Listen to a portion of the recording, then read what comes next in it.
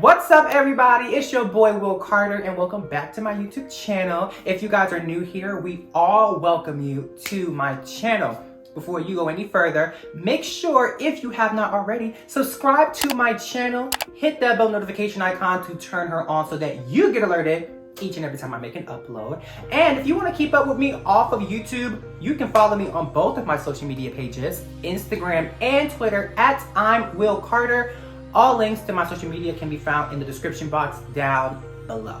So last week I made the announcement that I am officially going full speed ahead with starting my own candle business. But that doesn't mean that there still aren't a few kinks here and there that I have to work out.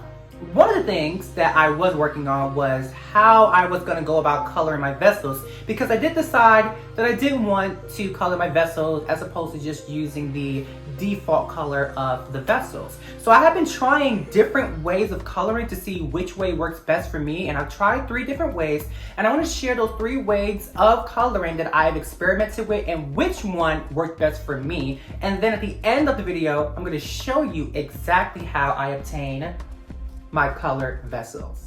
So the first way that I was trying to color my vessels was by hand painting it. And this photo that you see here, which is from my video where I talked about sealers, I have this brown vessel that I painted with some paint I found around the garage, and I actually really like the way this looked. It was giving me like, yes bitch, I made her, I painted her, I put all this heart and love into it, so you better buy her. I also really like this idea because, to be quite honest, painting your own vessel gives you complete creative artistic freedom. I mean, like, you can paint it any color that you want. You can do any type of design. If you're like a real painter and a real artist, you can go all out with your designs. And even if you're not, like, if you have like that blue paint tape, like that's like more than enough to like create something really cool looking, you know? But I'm gonna tell you why that this didn't work for me. Bitch, I just can't fucking paint. Like, I'm gonna just tell the honest truth. Like, when I painted, it was like, why I see all these streaks? Why is it lumpy? Why it look more color on one part of the vessel than the other? And I'm like, okay, yeah, clearly you just can't paint. And then I mentioned this when I was talking about the sealers, that I didn't recommend painting the inside of your vessels because you don't really know what that's doing.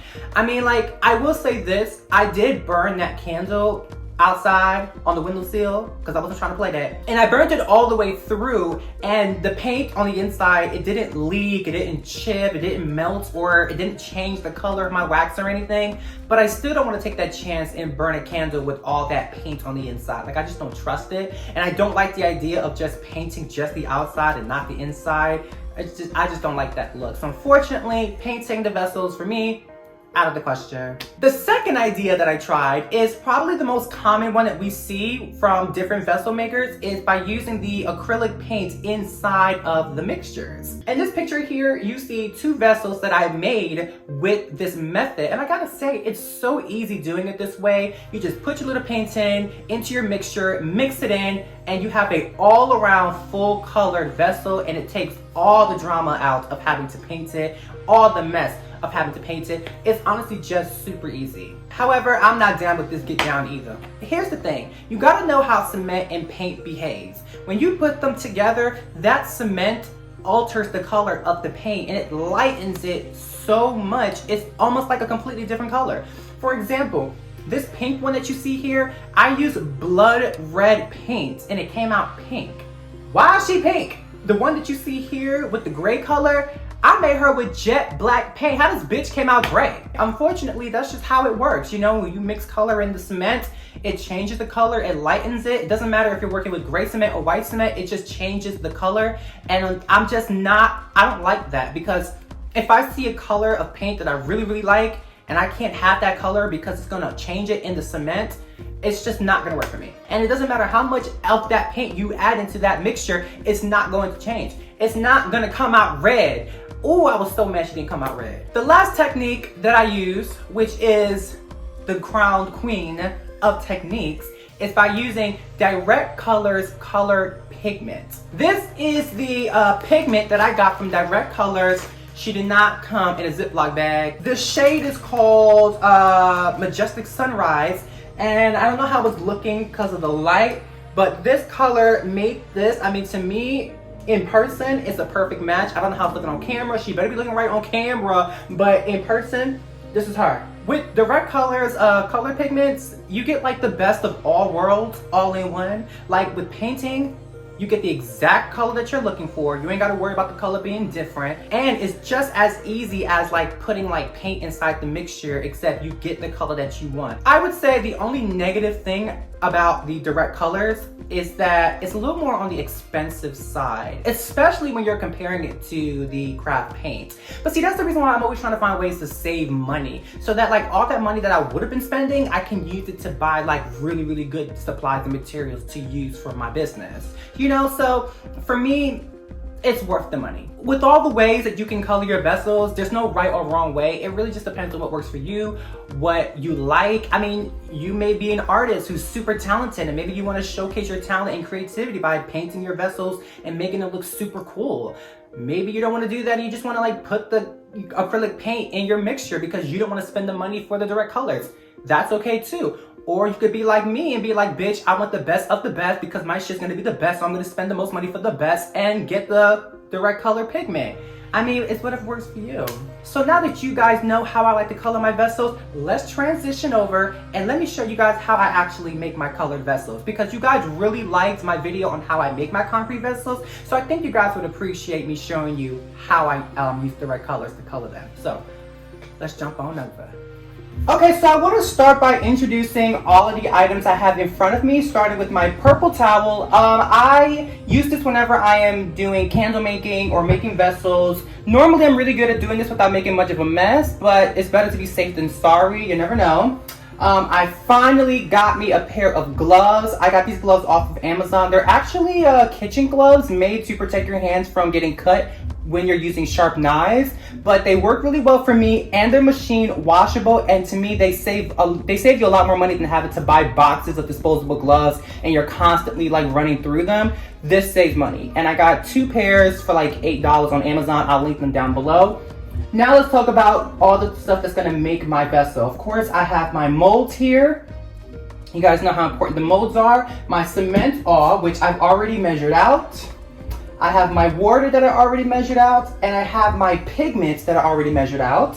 A little spoon, you'll see what this is for. I have my mixing stick. I reuse this all the time, although I'm in the process of finding a better tool to reuse than this mixing stick, because after a while it does get old, and I need something that I can reuse all the time. A pigment, I've already measured it out, but I just want you guys to see it. Tissue, of course, although I don't need much of it. And lastly, I have my little sheet. Just like with my candle making, I have a little sheet that tells me everything that I need. My cement, how much I need in water, and how much I need in pigment. This is all based on ounces. I use 25% of water and 5% for my pigment. If you are not using the Modern Craft Labs mold like I'm using, you still can use my formula so long as you know how much cement you're using in your mixture, because that is what my formula is based on. So I know that I'm using 11 ounces of cement all, and I'm using 25% of water. So 25% of 11 gives me 2.75 ounces of water. For my pigment, I'm using 5% of my cement and water mixed together. So that's 13.75. So 5% of 13.75 gives you 0.69, and that's how I come up with my numbers. That's my formula. You can use this formula for any mold so long as you know in advance how much cement you're going to be using, but that might take a little experimenting. Since my last video where I made my concrete vessel for you guys, my process has altered a bit. Starting with the fact that I reduced my numbers. I dropped my numbers a little bit just because I found that I was still having too much left over. So I wanted to use smaller numbers. I probably still can go a little lower, but this is okay for right now. Also, I did have to increase how much water I was using because the pigment really thickens your mixture, like to the point where it becomes really difficult to pour it. So I had to increase the amount of water I was using, and it all works very well. So now how do I start and what do I do first? Well, it depends on what you like. You can do this 3 ways. You can mix your water in your concrete as usual and then pour in your pigment after that. That can work. I don't like doing it that way because that's going to require a second set of mixing, which I don't want to do. You also could mix your pigment into your water because it really dissolves really well in the water, but the water is just so loose it makes too much of a splash. So the way I like to do it it's mixing it directly into my concrete. And then I just give it like a good mix, just like this. So now that I've given that a good mix, I'm gonna take my water, as you guys can see, I'm gonna pour it right in, just like this. And you guys can already see that the color is already like a little pinkish, but once I start to stir it, it's gonna be a little bit different, baby. And you can already see like really, really quickly that has really gotten like really red. I need like an electric mixer, bitch. Like, what is she at? All right, and as soon as you're done with that, again, I like to always reuse. So I'm just gonna wipe her off, not worried about my hands because I got the gloves and this bitch is washable. I'm gonna just pour in. I'm gonna show you guys my pour method is a little bit differently. Before I used to pour in and tap along the way, but now I don't do that. I kind of just pour straight in and then I do the tapping at the end. So it's definitely closer to the top now. So now what I'm gonna do, put this on, and then I'm gonna finish. Okay, so it's been a full minute of tapping, and I'm just tapping a little bit more because I see there's a single air bubble there, which just popped perfect. I hope you guys caught that on camera. I'm just gonna tap that in, and now it's perfect. Now that she's done, I'm going to take my silicone cup, let this dry out. That way I can easily just crack the concrete out like this, and even from the bottoms, and I can easily clean it out. And then I'll set my timer for 2 hours and 30 minutes. And because I'm cutting this camera off, girl, you guys already know how she comes out. She comes out just like this, really nice and pretty, looking amazing. Almost no air bubbles, even doing it with this technique. There's really no air bubbles on this. So you do it this way, foolproof every single time. In closing, remember, there's no right or wrong way. It's whatever works for you in your brand, in your business. This is just one way to do it. This is just the way I like to do it. I recommend experimenting with all ways before deciding on a single way. So now that we're here at the end of this video, as always, don't forget to subscribe to my channel, turn that bell notification icon on, like this video, leave a comment down in the comment section down below because I would love to hear how you guys color your vessels. And don't forget to follow me on my social media pages if you have not already. And with that being said, I hope you guys have a beautiful good morning, good afternoon, and good night, whichever part of the world you're in. Bye-bye. I'll see you out on the next video.